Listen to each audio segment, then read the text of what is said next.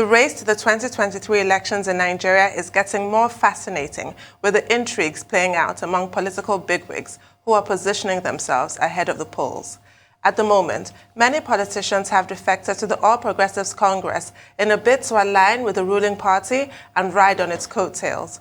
But unlike the main opposition, People's Democratic Party, the APC is yet to decide on the zoning formula of national offices at its upcoming convention or even on the presidency.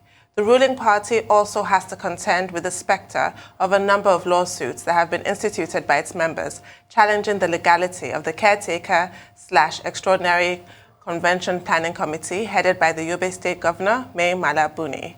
Besides, APC has to find a way of reinventing itself, given its waning popularity among a populace that has experienced a precipitous decline in living standards, widespread insecurity, and rising ethno-religious tensions. To discuss the road ahead to 2023 and how the APC can change the public's perception about the party, we are now being joined by Ebunola Martins, the national coordinator of the Buhari Osibanjo support group during the 2019 elections.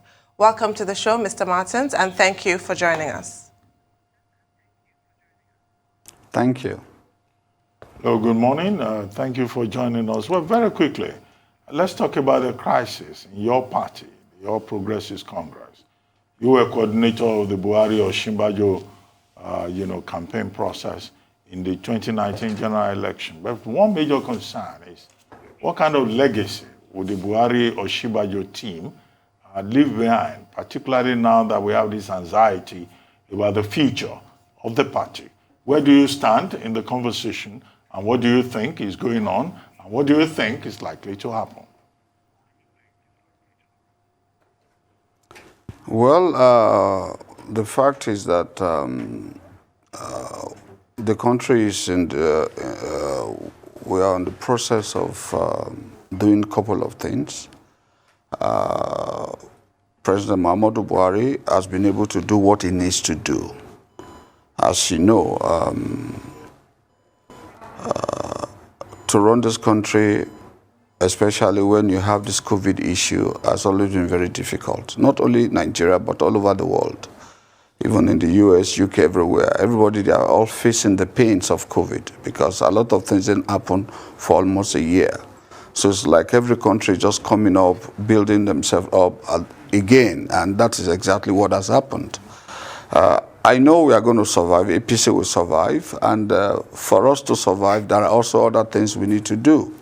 Like in your intro, like you mentioned, the issue of zoning, the issue of justice and fair play, these are other areas that I know we need to really work on to be able to do something meaningful come 2023. Like I know the opposition party are already working on their zoning, and I believe that for the purpose of justice and fair play, we should, without any hesitation, zone the presidency to the south. And if I mean to the south, I should just put it in the right perspective.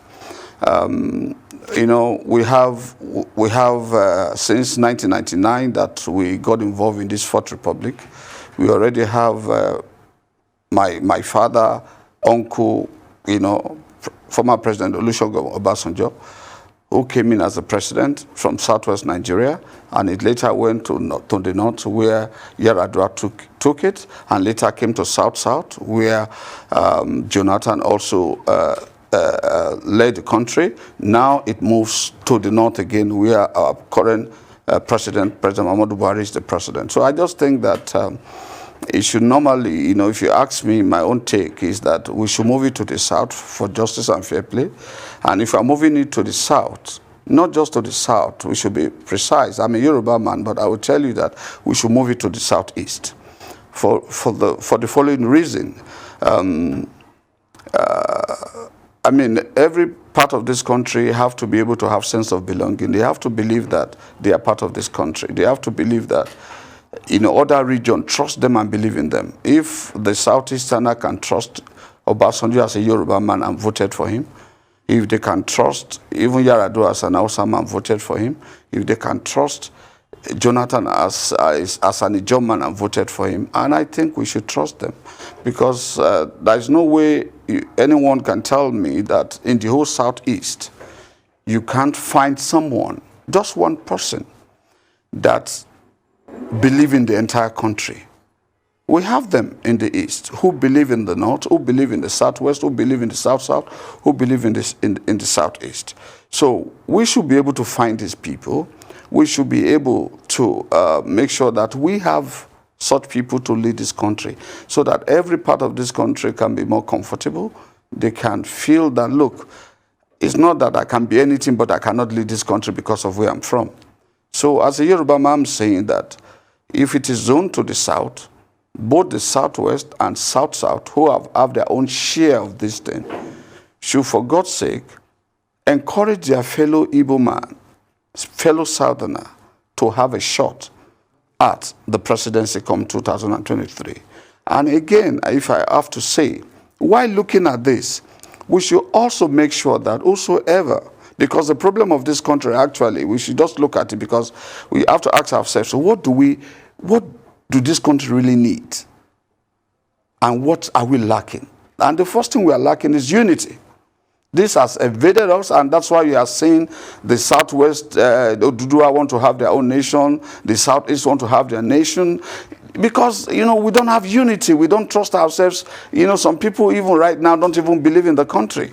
So this is the more reason why the first thing we need to do is to get somebody who can bridge between all this region. And we have them in Southeast. We have people who can be able, who the North can trust, who the South, the South can trust, who Yoruba man where I come from, who we can trust, who we believe that will take care of everybody. And that's number one. Number two, we also have to look out for someone who has history of caring for people, who have history of charity, because what you don't have, you cannot give. And besides, we also need, as a matter of urgency, going forward, that whosoever we have to look for has to be someone who can create wealth out of nothing. As you are aware right now, the money we are generating, either from crude oil, from gas, can no longer take us. That's why Naira is falling every day. Can no longer take us. We need to have leadership that can create something out of nothing, that will not rely majorly on these resources, on this federal allocation every month. So this is very, very important going forward. Otherwise, after every election, we'll continue to blame every president that comes to power, just like we have been doing. And this is one of the reasons why, in my own take, I think these three criteria should be something that we all should look at. I have done it, and I've narrowed down a couple of people who I think could really do it. And that's why I think every Nigerian should look at this critically and, make sure that whosoever we are going to pick come 2023, it's someone who has the fear of God, who has the capacity to unite Nigeria. It's not just about saying it, but who has demonstrated it from his or her own actions, maybe by what he has done in the North, right, what he has done in the South, how he has been able to empower these people. So who might those people these are be? Things I think we should. Who are those people? Well, we have them. For example, for me personally, if you look at the North, someone like Dangote will meet that if we have to talk of the country as a whole. In the North, we have somebody like Dangote who created something from nothing. And in the Southeast, we also have someone like Rochas Okorocha also, who created something from nothing. Before even he became a governor, he has created it. Dangote has created it even without getting involved in government. So we need people like this who can create something out of nothing, who also have the pedigree of touching the lives of people from all these regions. It's not about propaganda. It's not about anger. Is not about, okay, let me give you an example so that you understand what I'm saying. Since 1999, when we got involved in this Fourth Republic, check out all those who have led this country, and that will tell you where we are. former President Olusegun Obasanjo was a military man. He was never a businessman. He cannot, before he became the president, he cannot even run a company to employ even 30 people. With due respect to him, he has all the capacity in the security sector. He's an intelligent father. He's a wonderful man. He's a loving father. But business-wise, they don't have it. When he left, we hand over to Yaradua, who is also a teacher, a lecturer, who doesn't have anything that has to do with business.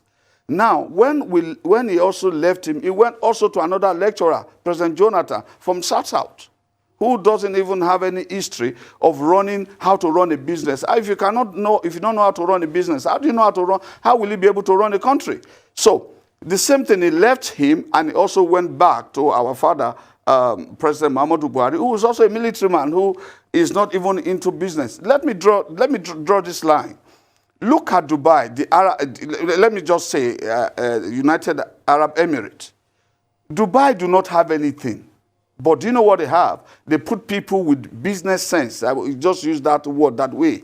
People who can create wealth from nothing.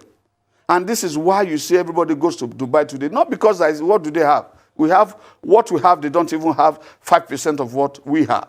But they were able to bring leadership that can create wealth from nothing. Like I mentioned to you earlier, for us to develop this country, we need to get people who can be able to think out of the box, who will not rely basically on our gas, on our crude oil, who can create something. Now, you can see we have 36 state and federal capital territory.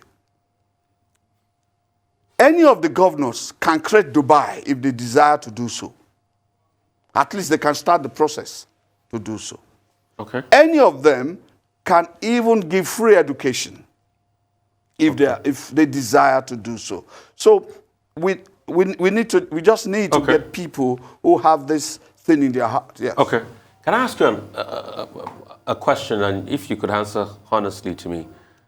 Do you think that with the performance of your party, the APC, they can win re-election in 2023? Well, let me tell you, it's not just about the performance of APC right now. It has to do with the performance of every government all over the world, including the United States, Canada, all over the world because of the COVID. The COVID has been able to put sand in our jollof rice, if I may use that word. This is the problem. This is why the problem we are facing is not just peculiar to Nigeria, it's peculiar to all over the world. But the problem is that, going forward, I believe that President Muhammadu Buhari has really done what he has to do based on the circumstances he found himself. And of course, other leaders, other presidents have also done their own based on the circumstances they found themselves. But what I'm saying is that if our party, APC, is able, number one, zone this thing to the southeast, that I think will bring stability into the country. Because, number one, I do not want us to take it for granted that we have not divided, that we have not gone to war, we don't want to take it for granted. Other countries, Somalia, the rest of them that went into war, it started in a small way, and the political elite took it for granted. I said, no, it cannot happen. No, nothing can happen. And before they know what is happening, it goes beyond what they can undo. I do not want my own country to be like that. I'm a prince. I'm a prince from a village called Ayeka in Ondo State. Hopefully, I'm going to be crowned a king in my community. And I don't want to see my people in my community running out of this country because of one problem or the other. And this is the reason why I'm saying that what we need to do as a party, APC, is for us to look for that kind of candidate that can appeal to the masses, a kind of a candidate who has helped in the area of education, who have also helped the masses in the area of empowerment, who also have, let me just use the word, who have history of charity. So if we are able to look at it that way, and we're able to get it from the southeast, and the person can appeal to the north and also appeal to the south, I believe that we will skate through in the next presidential election. It's just a matter of choice, if we make the right choice. Prince, sadly enough, you've not still answered my question. Yes. I asked the question. I said, with the performance on ground, do you think that can help win 2023 for APC? Not the things you should do, the performance on ground. So I'm saying critique your performance on ground. Okay. Okay, well, if you talk about our performance, you cannot talk about the performance alone without looking at what do we want, what does the country want. Even if you have a good performance, and you don't have a way forward, you are going to have a problem. The last election before President Muhammadu Buhari came to power in 2015, why do people move from PDP to APC? Is it that PDP wasn't doing well? Is it that Jonathan was not that good, or everything was bad? No, it's not totally so. We have had this history of issues with the economy for a very long time. So 2023 may not be based primarily on performances alone. It will be based on who are we bringing forward? What is the antecedent of that person? This is what I think we should look at. Because if we look at basically because of the performance, I can tell you, just like everybody has always complained about every president we've ever had in this country. You can prove me wrong, but this is the fact. Prince Martins, very quickly, we're trying to manage time on the program this morning because we need to go to Oslo in Norway for the Nobel Peace Prize presentations. But just before we do that, just this question, if you can be brief about it. You say you know at least 3 persons who can be president of Nigeria. You mentioned Alhaji Aliko Dangote from the north. You mentioned from the east, Rochas Okorocha, Senator Okorocha, that is. But you didn't mention the name of the 3rd person. Only yesterday in Lagos, we had this event. They call it, is it Swagger 23? Southwest Agenda for Asiwaju Tinubu. That 3rd person, whose name you kept away from us, could that be Senator Bola Ahmed Tinubu, former governor of Lagos State, or is it someone else? And why do you think Alhaji Aliko Dangote should leave the business empire under which he has created so many jobs and opportunities for other Nigerians and jeopardize all of that to go for the uncertain and thankless job of being Nigerian president? Well, thank you. Let me just start from my leader and my big brother, Senator Bola Ahmed Tinubu. Well, I think if you look at the history, Senator Bola Ahmed Tinubu was never in business even before he came to politics, from Mobile and then into politics. And what I'm saying is that I believe that come 2023, number one, we as Yorubas, I cannot betray a fellow Yoruba man. I'm first a Yoruba man before I become a Nigerian. So I believe in the Yoruba people and I believe in our tradition. But what I mean is that in this 2023 election, if we want to be fair and we want to talk of zoning, the unwritten zoning, because as you know, people have said, okay, it's not constitutional. I agree with that. It is true, it's not constitutional. Some people have said zoning will not give you the best. I agree. But for fear of justice and fair play, and that's why I'm saying that even my big brother, Senator Bola Ahmed Tinubu, if I were him, I would not run for the election. I will not run for the election. I will encourage my brothers from the East. We are friends, we are the same, we are from the South. We have had our own shot, South have had their own shot. I will encourage the Easterner to do so. This is what I would have done. And then you talked about why will Dangote leave what he has done? You have just answered my question now. Somebody, just like I mentioned about Rochas Okorocha, somebody who has created wealth before ever even thought of going into politics. Somebody that has that flair of helping the common man before he even got into politics. That is what we need going forward. Somebody that will not sit at home, will not sit in the office while the common man is going hungry on the street. So this is what we need for 2023. I mean, if you ask me, I will say even both political parties should bring their candidates from the Southeast. Just like we did in 1999, that we brought both Obasanjo and Falaye. just to give the Southwest that comfort that we are part of us, even if the election was annulled, we don't hate you as a region. So the two major political parties brought out these two people. And I think that's what we should do for the Southeasterner. I believe so. Even without saying anything, my vote will go to Southeast. It doesn't matter how we do it as a person, because I believe that we should give them that grace and that opportunity to be able to do that. Well, thank you very much, Prince Ebu Martins, for joining us on the morning show. Thank you very much indeed.